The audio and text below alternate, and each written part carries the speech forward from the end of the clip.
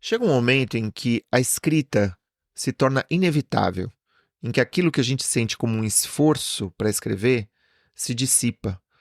Não é que a escrita se torne automática, isso não existe. Até porque ela preserva a sua sofisticação, o cuidado necessário para se desenvolver. Escrever continua um processo dinâmico, animado por suas próprias metamorfoses. Mas tem algo que se dá, e é quase como se o autor, a autora, se tornassem interlocutores da obra. Não donos, mestres, proprietários. A gente se dirige à nossa criação com uma pergunta, uma sentença, e a obra começa a nos responder. Tem um momento em que a escrita não se torna apenas possível, ela se torna inevitável. Olá, meu nome é Thiago Novaes e você está no Prelo. Fabuladores, confabuladores, digníssimos beletristas, sejam muito bem-vindos, sejam muito bem-vindas ao Prelo de número 124. E no episódio de hoje a gente vai fazer uma coisa um pouco diferente. Eu não sei o quanto ela vai ser diferente, tá? Mas ela vai ser algo que eu sinto uma necessidade de dividir com vocês e eu acho que a gente tem a ganhar em construir uma linguagem comum em relação a isso, que eu considero um método geral, um método que acolha todos os métodos, né? Porque, afinal de contas, cada autor tem que ter teu método, né? Tem que ter teu modo de fazer, seu modo de escrever, seu conjunto de crenças, sua cosmogonia própria, sua maneira de responder ao zeitgeist né, vigente e assim por diante. Agora, existe algo que não é uma poética, que é uma estética, né, que é da ordem da estética, que é da ordem de um corpo de conhecimentos, né? E é esse método que eu chamo de festina lente, né, que é uma expressão latina para apressa-te devagar, que é o nome de vários ex-libris medievais, né, desde os tempos medievais, que é essa figura, né, resgatada por um autor, por exemplo, como Ítalo Calvino, né, onde ele fala sobre a necessidade de você sintonizar a lentidão própria da escrita e da arte e exigente de cuidados e de atenção e de amor, de afeto, por que não? Com essa sensação de intensidade, né, e de regularidade que são próprias da escrita, né? E são próprias de uma escrita, de um fazer engajado, de um fazer apaixonado, né? Quando a gente ama aquilo que a gente faz, é claro que existem momentos que são difíceis que a gente passa, é doença, é uma perda, é uma melancolia, é uma viagem, é uma reestruturação de vida, né? Mas quando a gente está apaixonado, a gente quer dedicar tempo à nossa paixão, né? E existem obstáculos que surgem nesse caminho, né? E a gente vai falar sobre isso, mas do que eu estou falando? De um método que reúne isso que é a prática deliberada, né? Que eu apresento nos nossos encontros abertos, né? Que é, vamos dizer, um cuidado, um investimento da psicologia para toda atividade complexa, né? Com um conhecimento da escrita criativa, ou seja, foco narrativo, construção de personagem, um conhecimento da linguagem, um saber mobilizar nossas leituras, nossa experiência pessoal, uma noção de ritmo na prosa, né? Uma noção de poesia na prosa também, um certo lirismo, se for o caso, né? Ou seja, escrita criativa, né? É esse conhecimento, essa disciplina que surgiu aí há mais de 100 anos. Tudo isso levando em consideração que a escrita ela é afeto, né? Ela é afeto no sentido de não existe uma inteligência desprovida de afeto, né? Não existe uma inteligência que eu nem vou chamar de pura, porque a minha ideia de inteligência pura é uma inteligência mista, né? Mista, mestiça, né? Uma inteligência ao mesmo tempo familiar e estrangeira. É uma inteligência feita de cognição, mas que ultrapassa a cognição, né? Porque ela é feita das coisas que nos constituíram, né? É nesse sentido que eu acho que a gente não precisa superar as dicotomias, a gente não precisa nem colocar as dicotomias em jogo, é essa a questão. Enfim, eu estou parecendo muito conceitual e por isso que eu vou começar com um caso muito simples, um caso pessoal, que é o seguinte. Faz um pouco mais de 2 meses que eu comecei um projeto, né? Eu descobri o meu projeto e eu estou escrevendo. Então, o que eu descobri, isso já vem construído há algum tempo, mas é isso. Eu sentei para escrever, certo? Sentei para escrever, para colocar no papel tudo aquilo que eu sei, né? E quando necessário, me deixar, né? Me permitir ir atrás das minhas referências e tal. É um projeto de não ficção, tá? É um ensaio dividido em capítulos e é um projeto que me alegra muito. Ele me faz muito feliz. Ele é desafiador, como toda escrita precisa ser desafiadora. Se ela é muito fácil, é porque a gente não está no lugar certo, porque a gente não encontrou ali o nosso ponto de prazer, né? É claro que ela é desafiadora, mas ela me dá, é isso, ela me dá muito prazer, né? E, e ao longo desses pouco mais de 2 meses, eu estive também muito ocupado, trabalhando muito, fazendo muitas coisas. O nosso canal Escrita Criativa é, vai, é, vai apresentar uma proposta que por enquanto é uma pequena surpresa. Logo mais, né? A gente está criando uma coisa nova, muito bonita. Então, bom, é isso. E isso me toma muito. Isso também mobiliza minha paixão, né? A gente está assim trabalhando em equipe de uma forma muito intensa e tá muito bacana. É um processo bonito de invenção, de concepção. Eu acho que esse episódio também nasce um pouco desse movimento, sabe? E nesses 2 meses eu não consegui escrever muito. Escrevi intensamente, mas não consegui escrever muito. O que que eu chamo de não conseguir escrever muito? Teve momentos no passado em que eu conseguia me dedicar todas as manhãs à escrita, né? Pelo menos enquanto eu estava escrevendo meu livro, né? Eu conseguia me dedicar todas as manhãs, fazia, né? Por exemplo, Baleias no Deserto, que é o meu último livro, mais recente. É um livro dividido em 3 partes. Então eu escrevi uma parte, dei um respiro, né? Sabe, elaborei, revisitei isso, dei uma pequena descansada de algumas semanas e retomei para a segunda parte. E aí trabalhei intensamente naquilo, uns 2 meses, 3 meses. Aí dei uma pausa, acho que foi de um mês. E aí retomei mais 2 meses, 3 meses e isso deu as 3 partes do livro. Agora, eu tô fazendo um outro pacto com o meu livro, que é todos os dias de manhã eu me dedico 1 hora a ele. Não é? Eu me sento no meu tatame, eu cruzo as minhas pernas, eu abro meu laptop, eu abro o meu computador. Às vezes o computador já até tá ligado, né? Eu só aperto o dedinho ali na impressão digital, né? Que ativa o, li- a ferramenta e começo a escrever cedo pela manhã, né? E depois eu vou fazer a minha vida, né? Eu vou na academia, vou correr, vou trabalhar nas minhas aulas, vou trabalhar aqui nesse podcast, vou ter reuniões e tal. 1 hora por dia. Nessa 1 hora por dia, 5 vezes por semana, eu consegui até agora escrever por volta de 20 mil palavras, né? Primeira versão, claro. Primeira versão. E nesse ritmo, eu acho que eu vou terminar, vamos dizer, a primeira versão do meu livro ali por volta de novembro. A gente está começo de setembro, talvez a dezembro, né? Novembro, dezembro, eu vou terminar a primeira versão do meu livro, tá?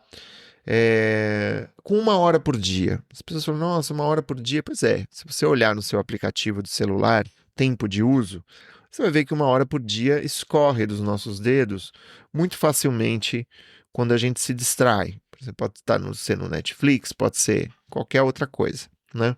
Eu acho que todos temos ou conseguimos criar 1 hora por dia do nosso tempo. Mais uma vez, não em momentos críticos, não quando a gente está aí desesperado. É, e e para mim, assim, é o que eu sempre digo: a gente costuma superestimar aquilo que a gente dá conta de fazer num dia ou numa semana e subestimar do que 1 ano é capaz, né? Dá para escrever um livro em 1 ano, né? É possível escrever um livro em 1 ano.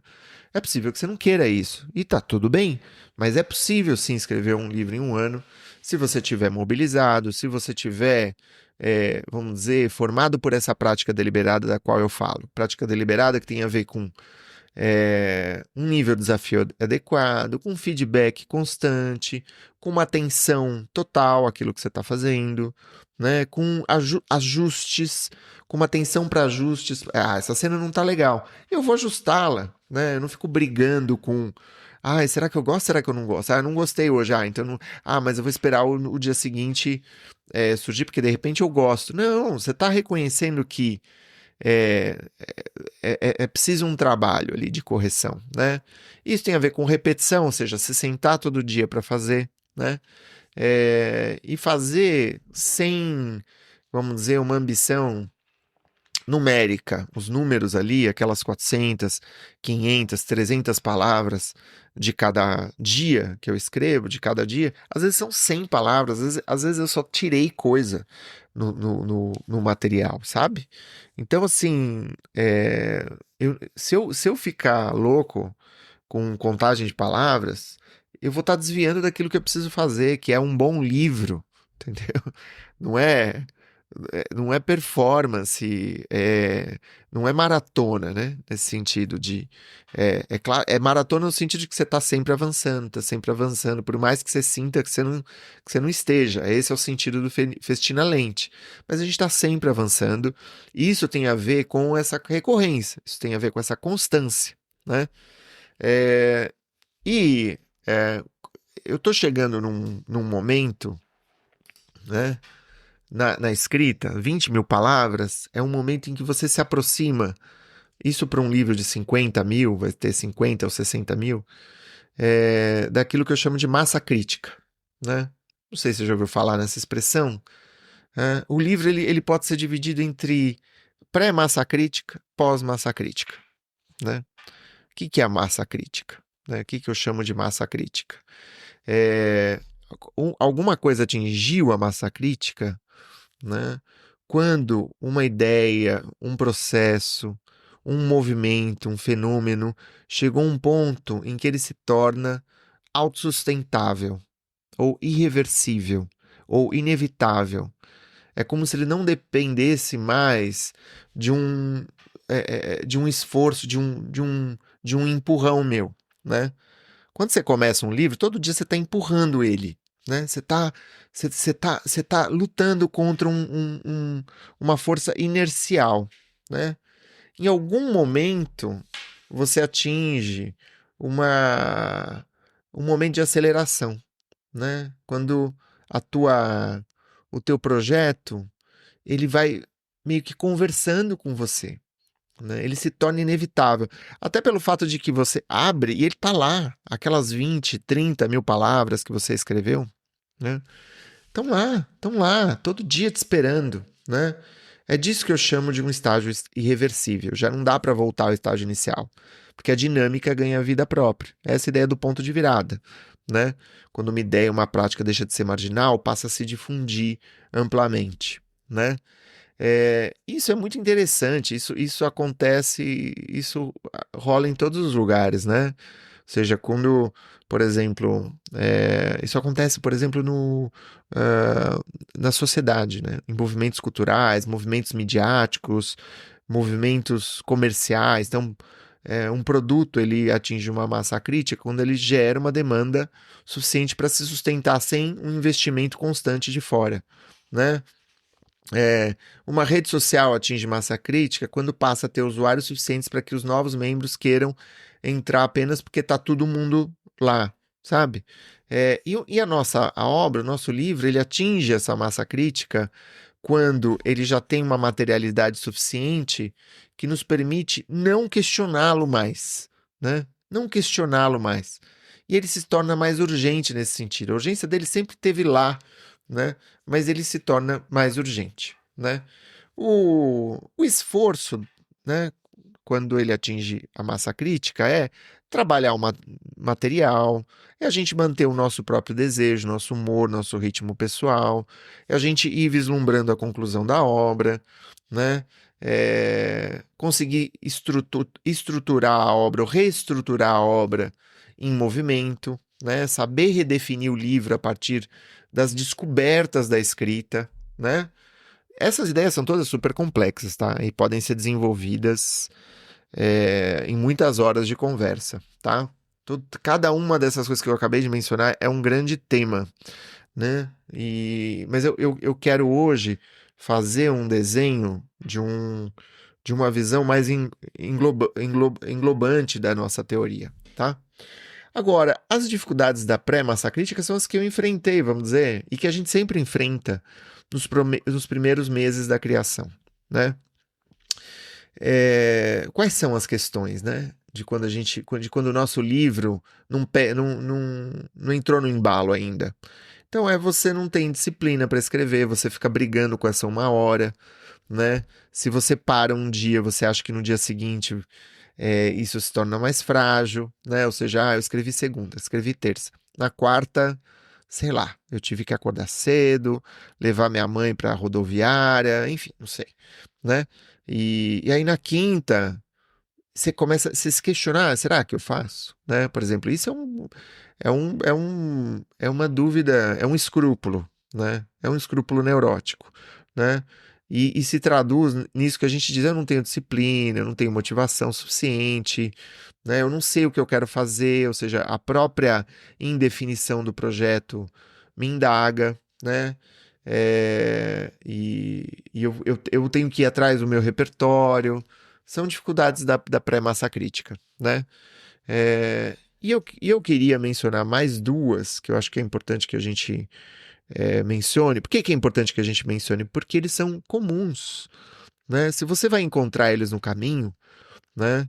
Eu acho que é muito proveitoso saber que eles são quase inevitáveis também, que você vai encontrá-los, sabe? Que não, eles não significam que você tá errado, que você tá fazendo errado, né? Que você tá, sabe? Que você tá se desviando. Não, né? Eles são sinais de que é isso mesmo, entendeu? De que você tá nos trilhos, né? E o desafio é seguir caminhando, e não só seguir caminhando, mas preservar esse embalo, né? Saber que antes do livro caminhar por conta própria, você vai precisar dar um esforço extra, sim. E isso é bom, isso é ótimo, isso é aprendizado, né? Vou apresentar brevemente, então, duas dessas grandes questões, né? A primeira tem a ver, isso se refere muito a livros de não ficção, por exemplo, com as distrações do processo. Então, por exemplo, quando eu vou escrever meu livro, é natural que eu leia outros, né? Que eu vá atrás de referências, né? No momento atual, o livro que eu estou escrevendo, eu já fiz as leituras, já estão feitas. São leituras, às vezes, que eu fiz há 5 anos, há 10 anos, há um ano, e pelo próprio fato de a docência me permite mobilizar isso com mais facilidade, né? Então, e os livros que a gente lê são distrações também, né? Quando a gente lê um livro fascinante, encantador, a gente esquece, a gente quase que se esquece desse impulso ativo, que é escrever o nosso próprio livro, e a gente se entrega, né, na carteira de estudante, de aluna, de aluno, né, a essa fascinação, né, do aprendiz, né, essa fascinação de uma obra coesa, pronta, que é tão mais fácil, né, daquela que a gente está criando, né? E aí a gente se deixa mudar de assunto quase, né? Por isso que eu chamo de uma distração. É por isso que é importante que a gente possa mergulhar nos livros que a gente lê, mas a gente a gente tem que criar lembretes para sair dele depois. De falar, não, beleza, tá, então eu vou me dar um prazo para ler esse livro, né? Mas eu não vou deixar de escrever o meu, né? Eu não vou deixar de escrever o meu, eu preciso continuar escrevendo o meu, porque a própria atividade da escrita, ainda que sejam 100 palavras, 200 palavras diárias, é um lembrete constante de por que que eu estou fazendo essas leituras, né? Poxa vida, você vai ter todo o momento do mundo para ler teus livros, vários livros, 1000 livros, suas férias, suas noites antes de deitar, né? E agora, a leitura para os nossos projetos precisa ser deliberada, por isso que chama de prática deliberada. Não é uma coisa entregue, sabe? Desencanada, né? Quase impessoal nesse sentido de puro deleite. Não, ele é um deleite, ele é prazeroso, mas é um prazer ativo, é um prazer mobilizado, tá? É, isso é uma coisa que eu queria dizer. Os livros que a gente lê para os nossos projetos, eles têm esse potencial da procrastinação, é, da procrastinação disfarçada de atividade. Ou seja, eu tenho que ler, né? Mas no fim das contas, se eu passo tempo demais nessas leituras, eu estou procrastinando, né? Procrastinação ela é malandra, né? A nossa resistência, né, é malandra. Ela procura formas, ela é metamórfica. Ela vai para cá, vai para lá, né? Tem a ver com esse nosso aparelho cognitivo que busca descanso, né? Que busca atividades mais relaxadas do que outras, né? Aquelas que nos realizam mais são as mais ativas, né? São as mais ativas.